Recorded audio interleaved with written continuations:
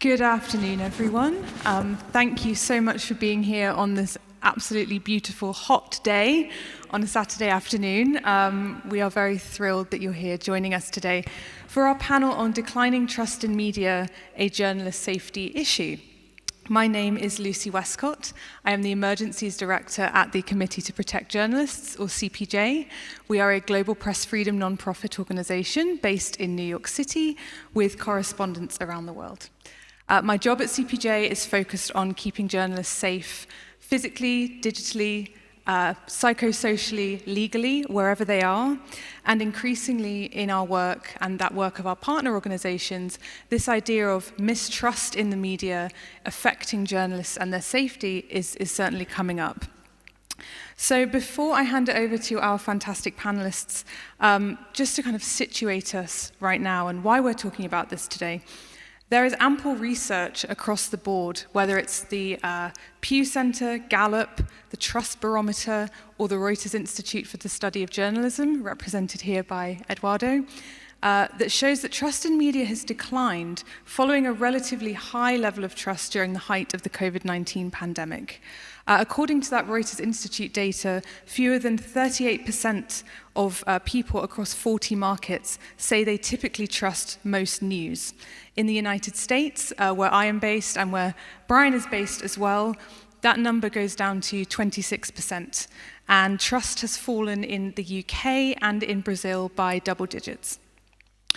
Other studies show that journalism as a profession is now ranked fairly low, and a recent Ipsos poll slotted us somewhere between civil servants and the clergy in terms of how trusted journalists are as a profession, which certainly I think says a lot. Anecdotally, those working as safety advisors and who are focused on journalist safety and protection have seen a trend in the mistrust in journalists being used to undermine the reporter, as well as the outlet, and as well as the idea of journalism and the role of journalists themselves, and we'll get onto that in a bit. That playbook usually looks something like this: discrediting of a journalist online, shaming of a journalist online, which is intended to silence them. If that doesn't work, that can always increase and escalate to physical intimidation and then physical violence as well.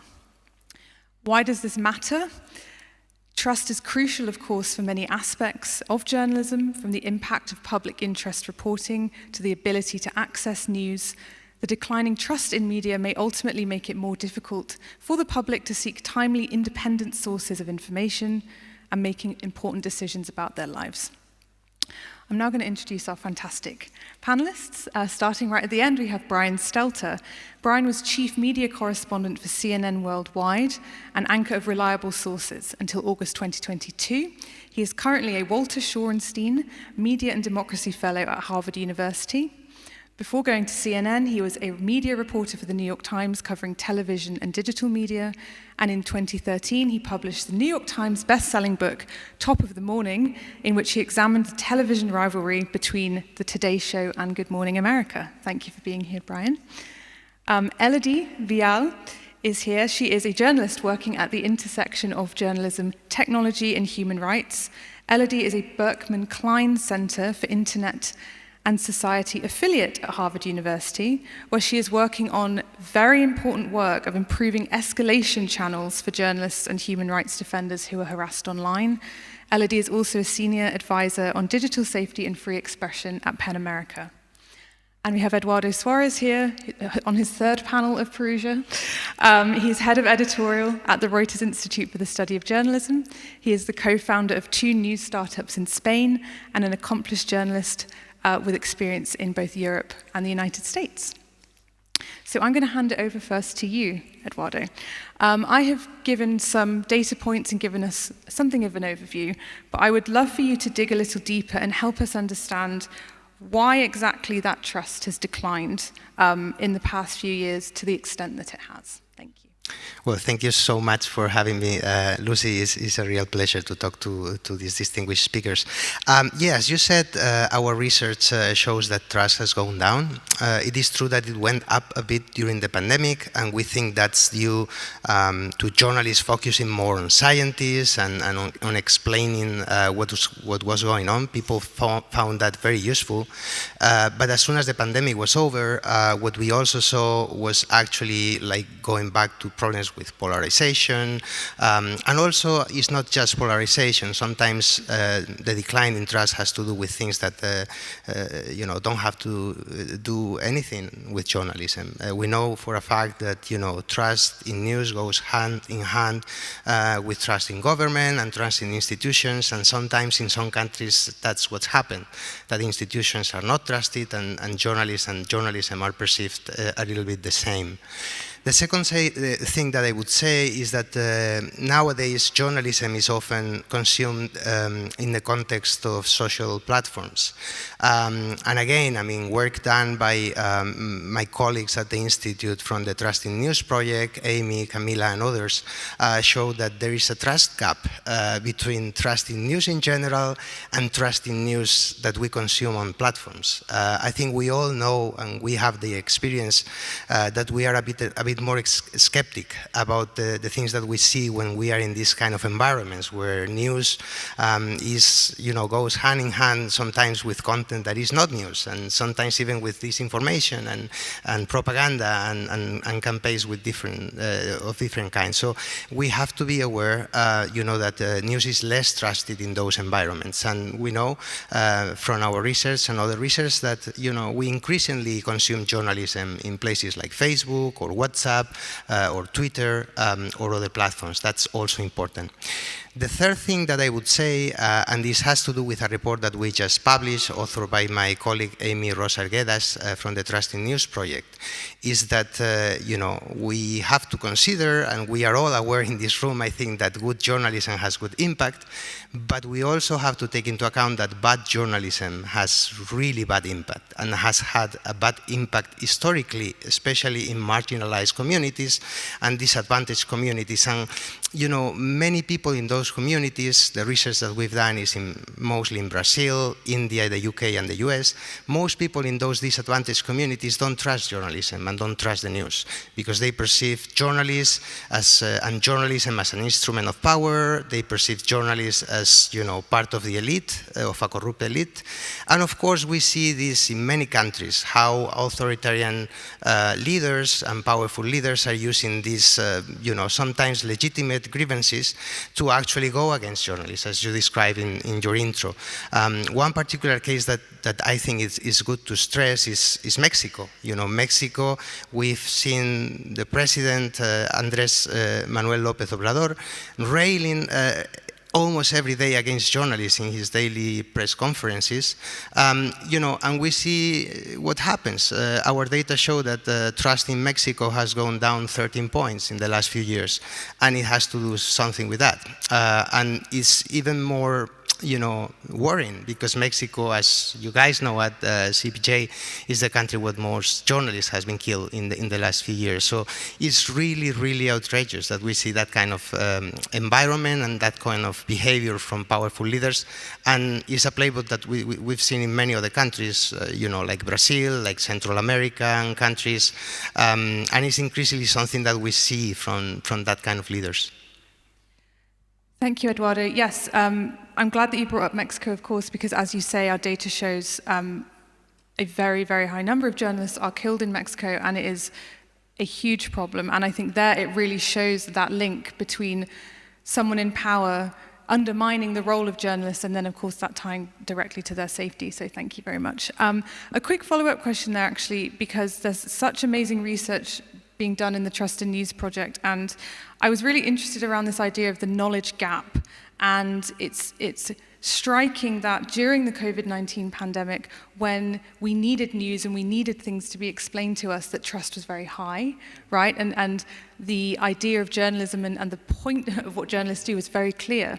And once that kind of went away, it seems like this mistrust has come back in, but also this questioning around, well, how does journalism actually work in society? What are journalists actually doing? Can you speak to that a little bit, because it's very interesting.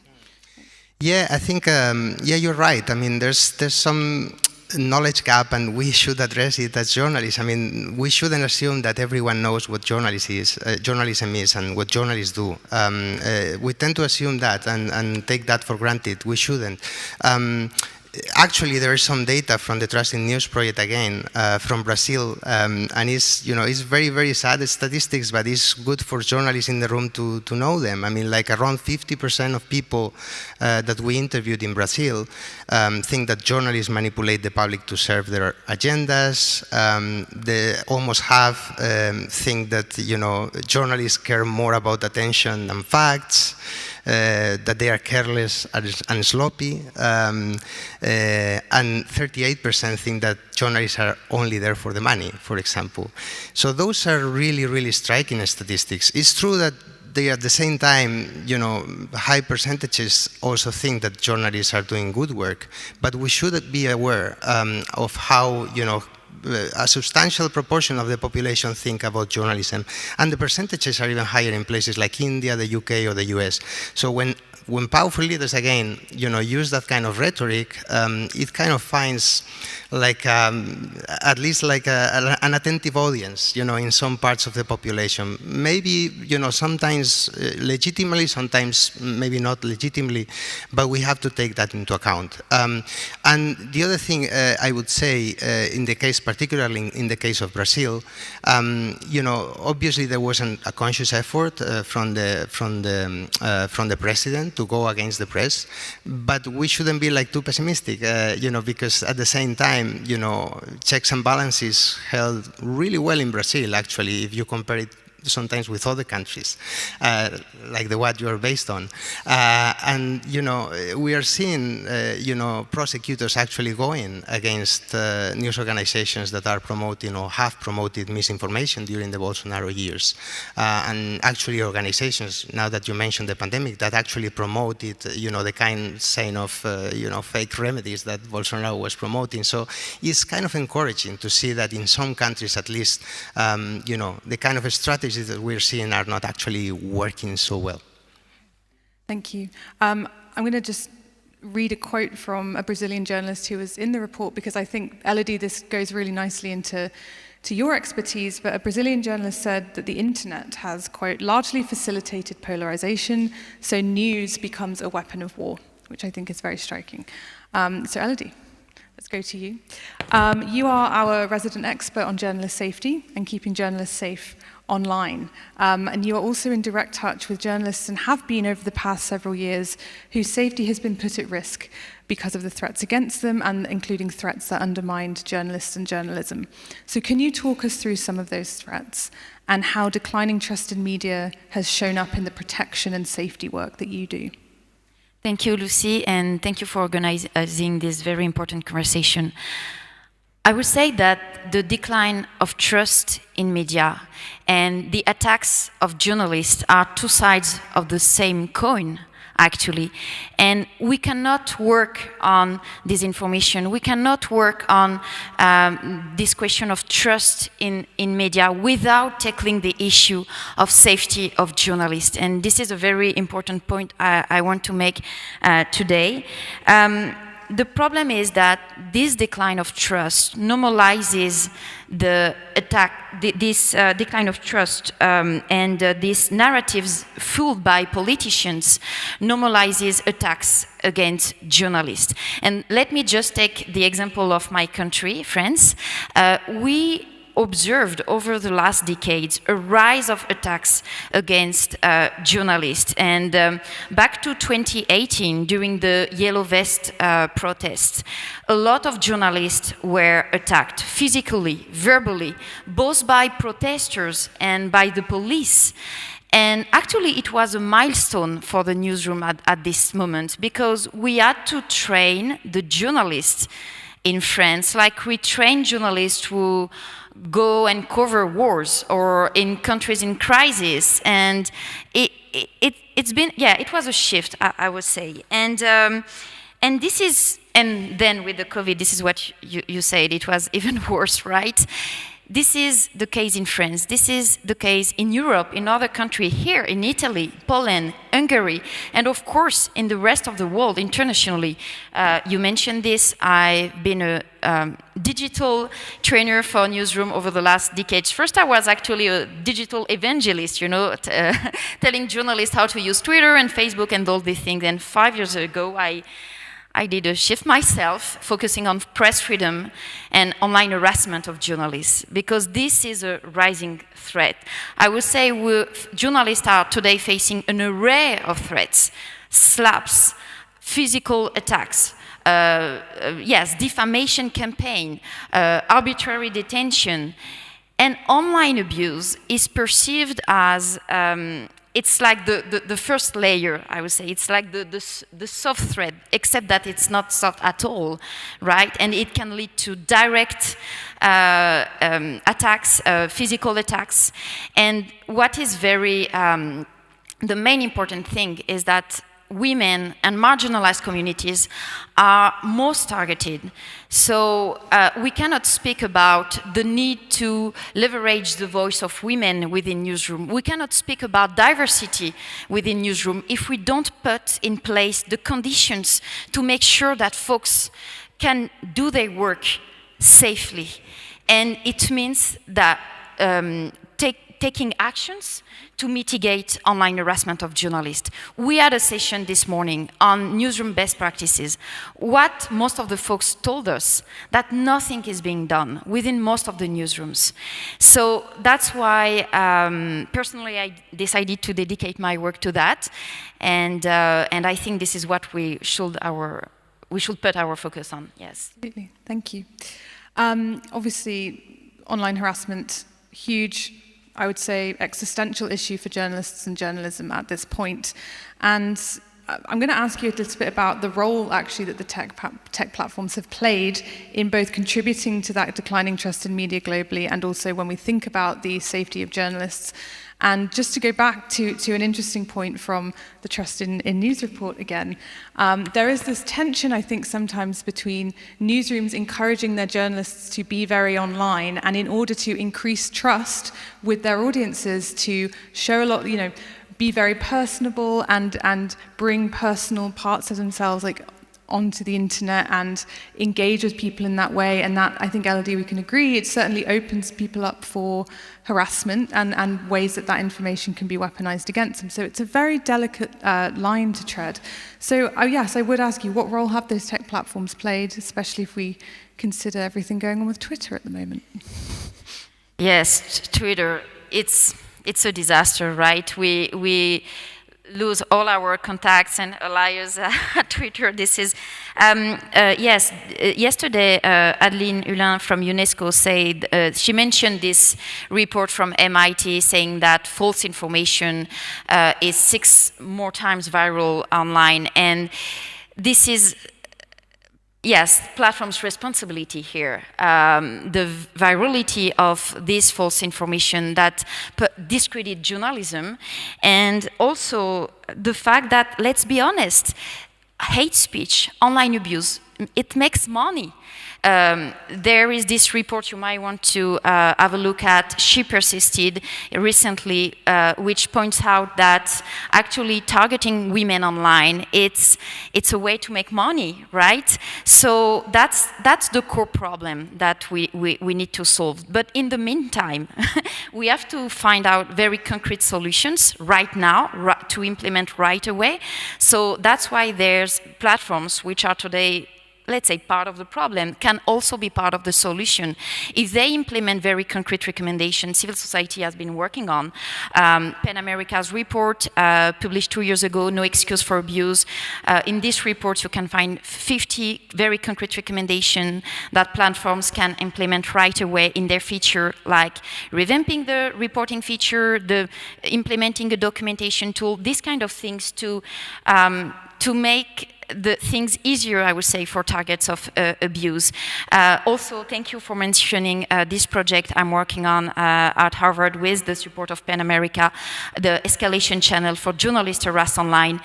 Journalists need a customer service because they do a very specific job. They are the front line of the information in democracies. And so when there's a problem, lives are in danger, we need to be able to escalate and to call someone within the platforms. So that's the goal of this project. And yes, so I think also that there's a need to do more research on the gap, the research done currently on disinformation and this research on hate speech and online harassment of journalists. Because these two topics are intertwined, and actually folks doing the work on disinformation and folks working on safety of journalists maybe should connect more, I would say. I agree, absolutely. Thank you, Elodie.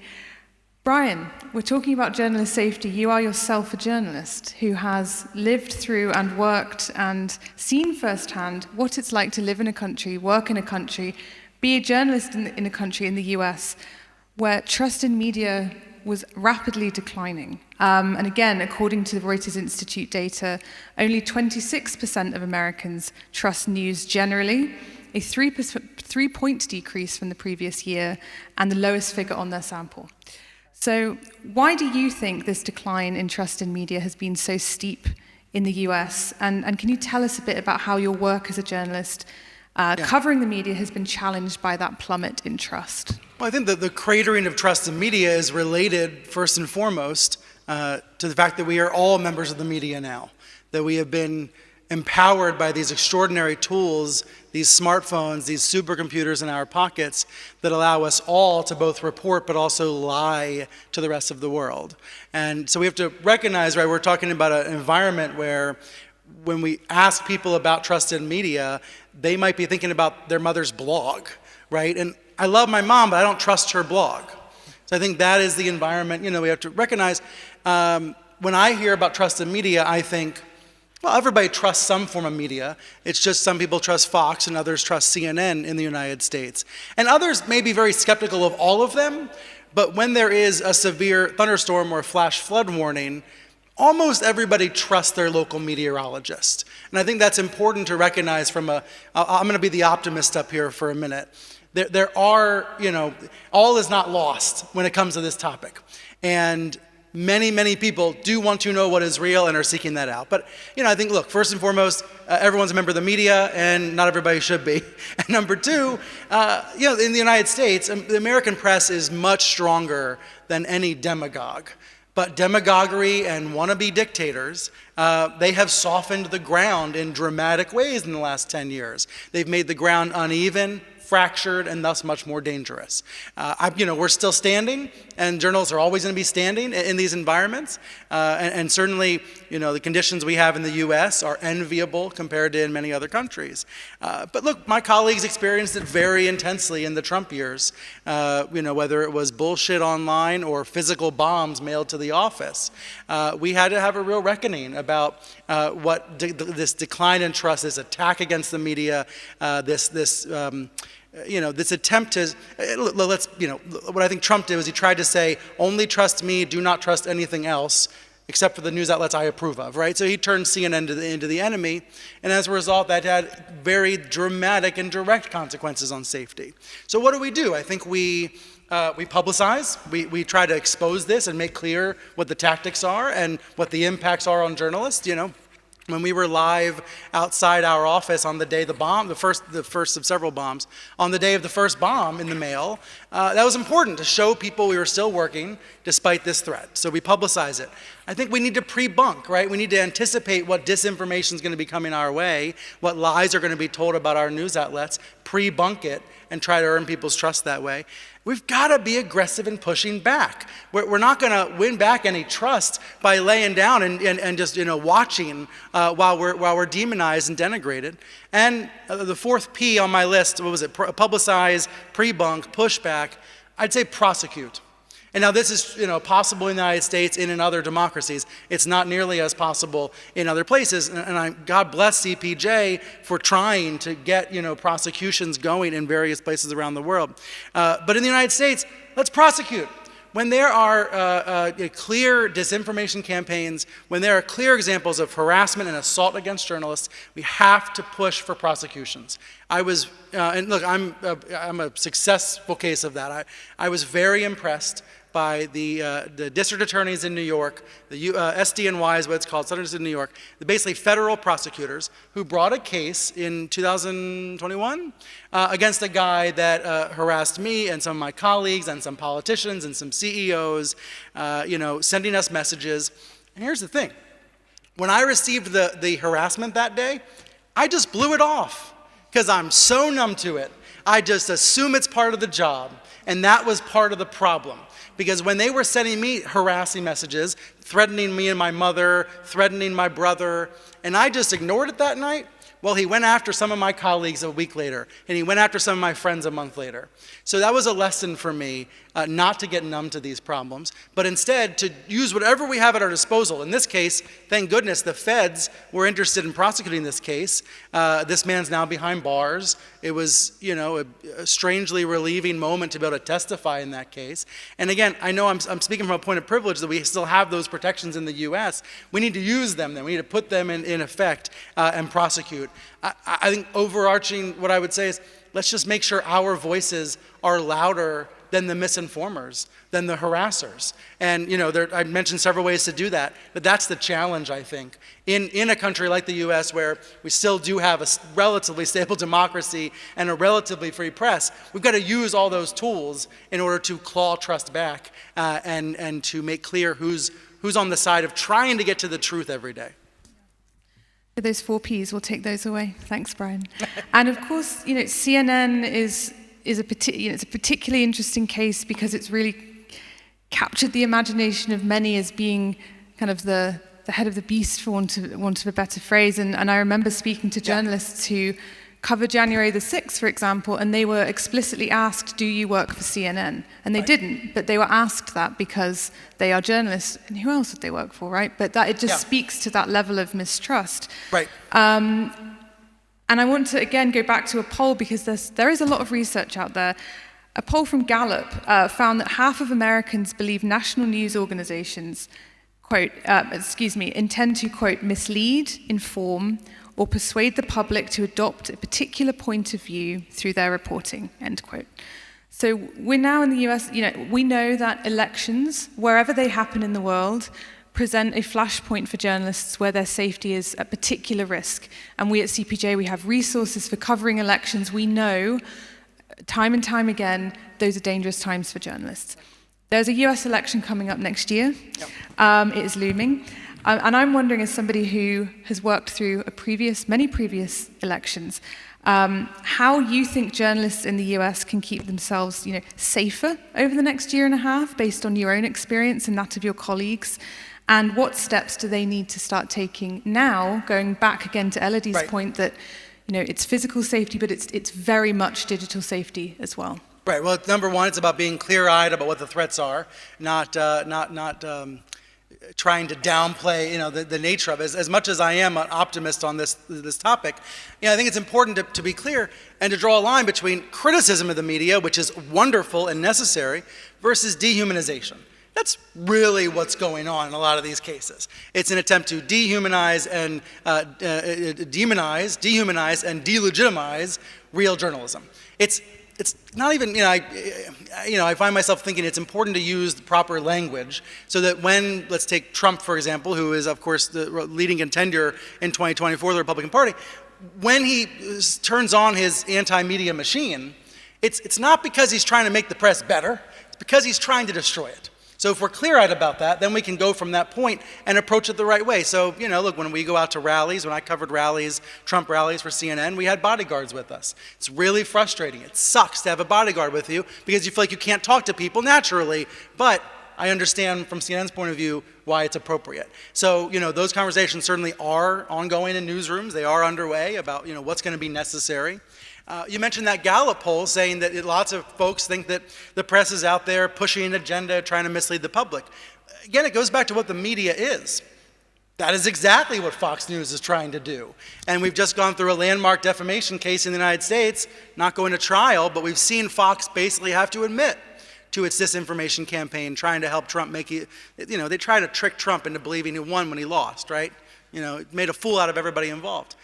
We have to presume that's going to continue. We know Trump's going to continue to lie about the election. Presume that's going to continue and develop our newsroom coverage accordingly, right? To think about the way that we characterize those lies. And look, I know anchors and journalists and producers are still wrestling with it. I was interviewing Lester Holt yesterday, who's the anchor of the NBC Nightly News. It's the #1 or #2 most watched newscast in the United States. And he said, I've struggled for 7 years about how many different words I can use to call a lie a lie. Those are real and ongoing conversations that, we wrestle with. But, I do think as much as journalists are up against it, we're up against apathy, hostility, hacking attacks, mistrust, misinformation, weaponized lies, censorship. The public is still on our side.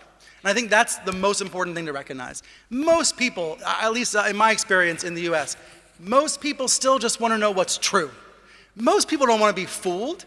Most people don't want to be tricked by Fox News into believing that the loser of the election won. Most people don't want that. There's always going to be some who do.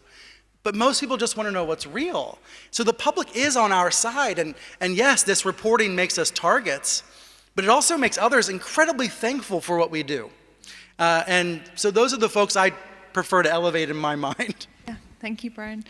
I appreciate you kind of being on a positive note here, and I'm hopeful that we can end this. Not for long, not for long, okay. But I want to go back to you, Eduardo, to ask if there's any encouraging data, actually, either in the report that came out earlier this week or in existing Reuters Institute data, and particularly around the question of media literacy and viewing media literacy as something that is essential to journalist safety. And are there initiatives out there already? Do there need to be more of those? Kind of talk us through that a bit, please. Yeah, I would point to 3 silver linings. By the way, what Brian said before about local news in the US is totally true. I mean, from the we ask about several news brands in the US. The ones on top are always local TV channels. So those are the most trusted in the US. So it's totally on point. As for silver linings, I would point to 3. The first one is, we've seen the attacks from authoritarian leaders in many countries, also in the US, but we're starting to see, a playbook emerging also to fight those attacks. And I think I'm very encouraged, by the things that we are seeing in Latin America, for example, from colleagues in places like Nicaragua or Venezuela, where it's so difficult to be a journalist, and where actually, journalists are starting to see how good it is to actually coordinate with each other and learn from each other's experiences. I mean, a few days ago, an organization of Central American journalists was created. Central America is now one of the most difficult places to be a journalist. Places like El Salvador, like Nicaragua, like Guatemala. Those are places where it's really, really tough. It's even tougher than the US. And these people are organizing themselves. And I think this is a very good story that we should tell more often.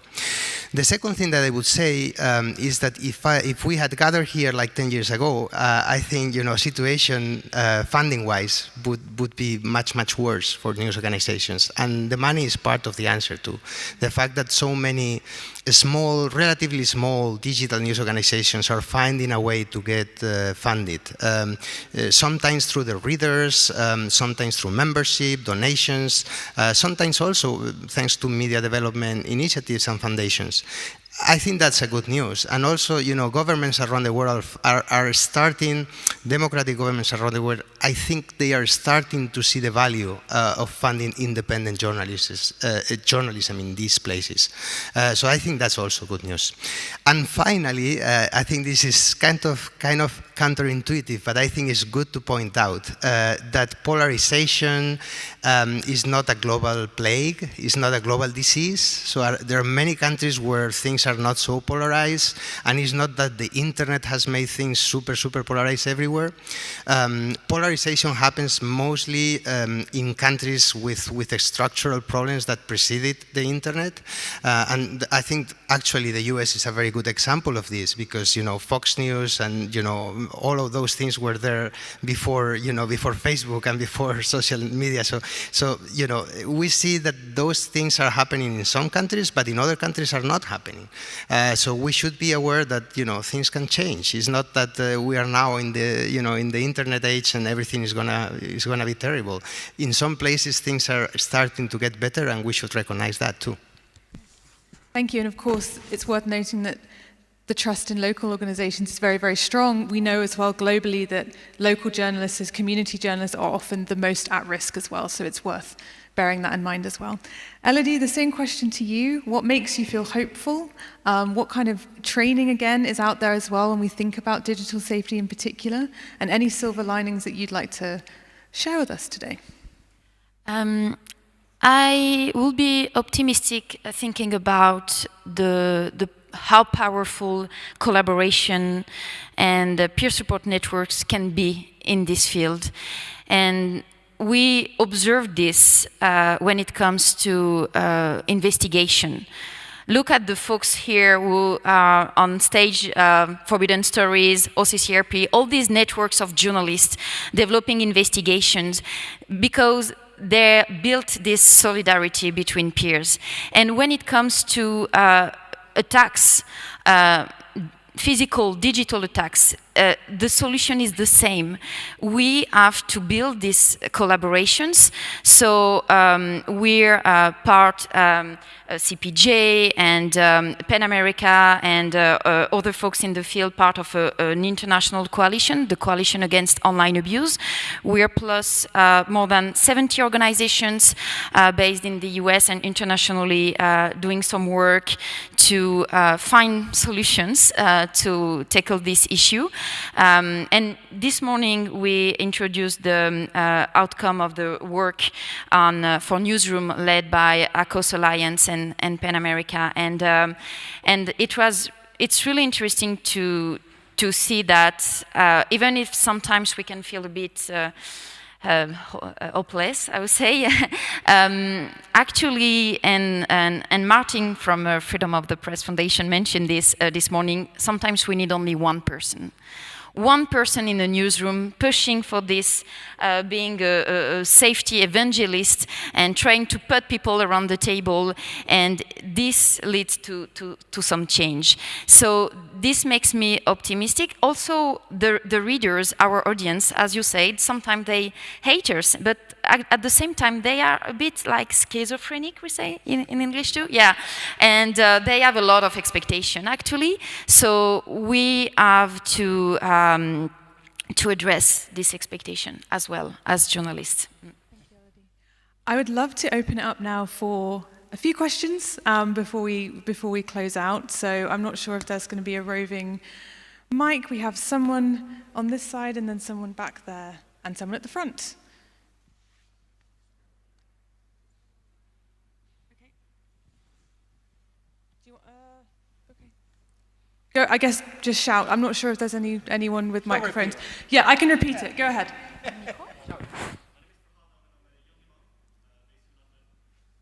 Here we go. Thank you. Hi, thank you for the discussion. It's really useful hearing it. My name is Farhad. I'm a young imam based in London.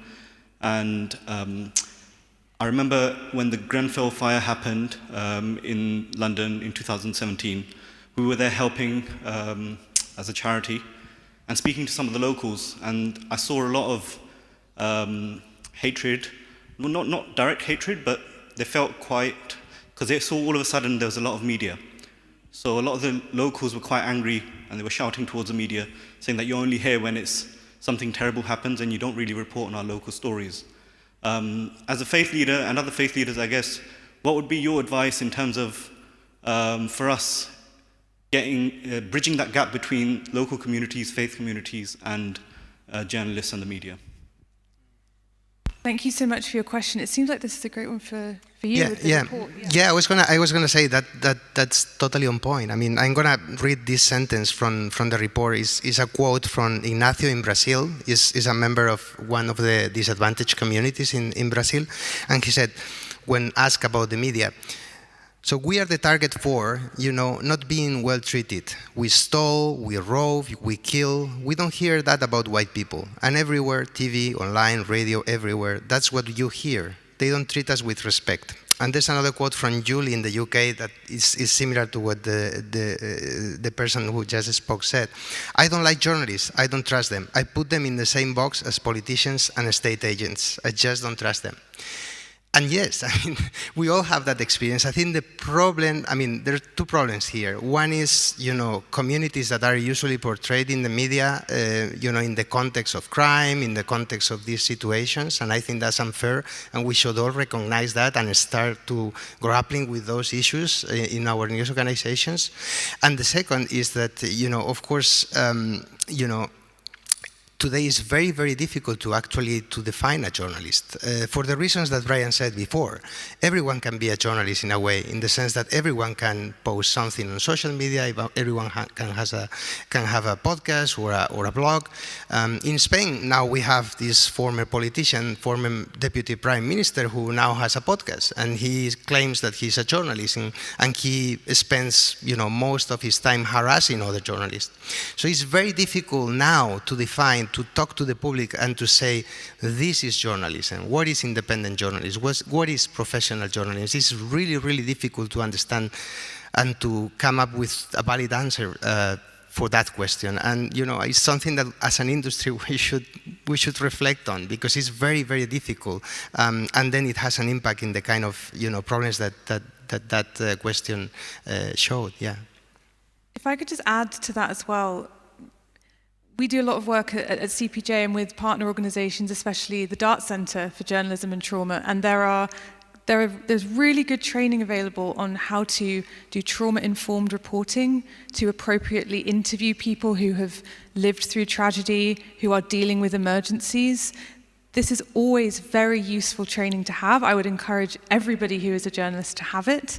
And I think the more that sensitive reporting can be done, I think it would go some way to at least bridging that gap, so that journalists, in the example that you described, aren't just seen as kind of parachuting in and then taking something away from a community that's going through such a difficult crisis as well. Thank you. I see there was someone here. Yeah. Miroslava Gongadze, Voice of America. A question to Eduardo first. You said that there are some examples of countries that don't have polarization. Could you please name those examples?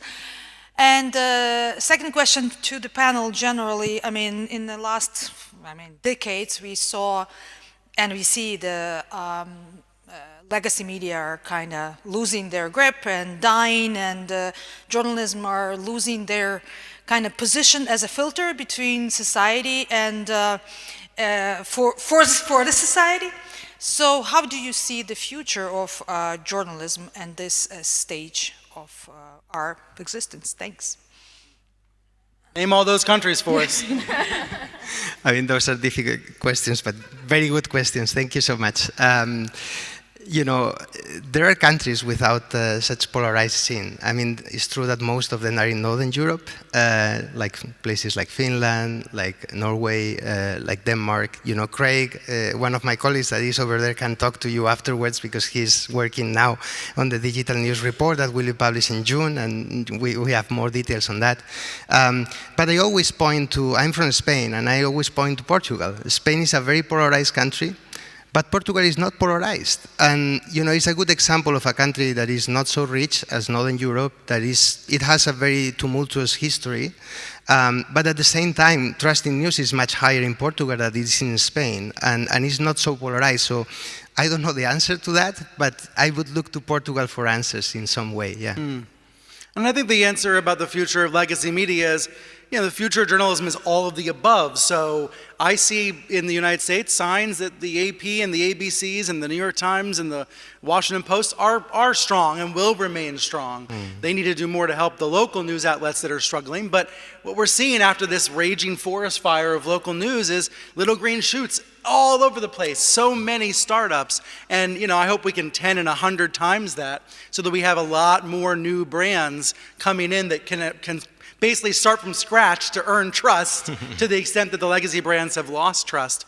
I think we should also differentiate between reporters and repeaters. That podcaster, he's a repeater. He doesn't do any reporting. He just yells and talks about other people. That's not reporting. And look, I was guilty of that sometimes at CNN. There were days where I was reporting, and there were days where I was just repeating. But we need to help folks know the difference between the two so that we can build up real reporting brands. I don't care if all the repeaters go away, right? But I want the reporters to survive and thrive.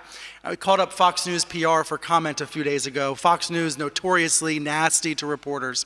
And, I was writing for Vanity Fair, and they started by making fun of Vanity Fair. You're a rag, you've lost all your credibility, yada, yada, yada. This is a magazine that's decades, hundreds years old, right? But then, after trashing the magazine and pretending not to like it, they spent 45 minutes trying to persuade me of their point of view. The reality is, legacy media, though those kinds of legacy brands, they still have enormous credibility, enormous desirability. You've got outsiders who want all that attention and credibility. So I try to remember that and recognize that, even as the bows and arrows are always being slung. I just want to say, whatever happens, there's no press freedom without the press. So we need sustainable business model, and surely the non-profit business model for the press is a good one for the future. And also community-based information and all the initiatives that can help building trust on territories with local audiences. In different places, I've observed that these kind of initiatives, like I could mention a lot, of course, in France, and in also, for instance, documented in New York, or this kind of media initiatives are really community-driven, and they do a lot of report and survey on their own audience to better serve their audience and the readers. And I feel that this is a part of the solution for the future. I'm going to hand over to one more question, so that I think we had someone in the front. Yes. Boy, no pressure. Last one. Maybe two. We'll see. Just there. Hi, I'm Jody Hilton, a freelance photojournalist, and I noticed that Lucy is wearing a pin that says Free Evan, and I just want to ask the question, how should we think about our role, the role of organizations like CPJ and our governments in terms of freeing and negotiating for the release of people like Evan, but also how do we think about all the other imprisoned journalists who are Russian, who are Belarusian, who are Turkish, and who are in other parts of the world? I'm happy to take that one. So CPJ documented a record number of journalists in prison last year, 363 journalists. Starting with Evan, I would encourage everybody to watch a panel that was on at 1 p.m. this afternoon. It was live streamed, it's available online, with some of Evan Gershkovich's colleagues from the Wall Street Journal, as well as CPJ President Jody Ginsburg. And the question of how we can help and how we can amplify his stories was answered. The paywall on the Wall Street Journal has been taken down for both stories about Evan's detention and his wrongful detention, as well as Evan's stories. So we can all read his excellent journalism as well as follow the story along.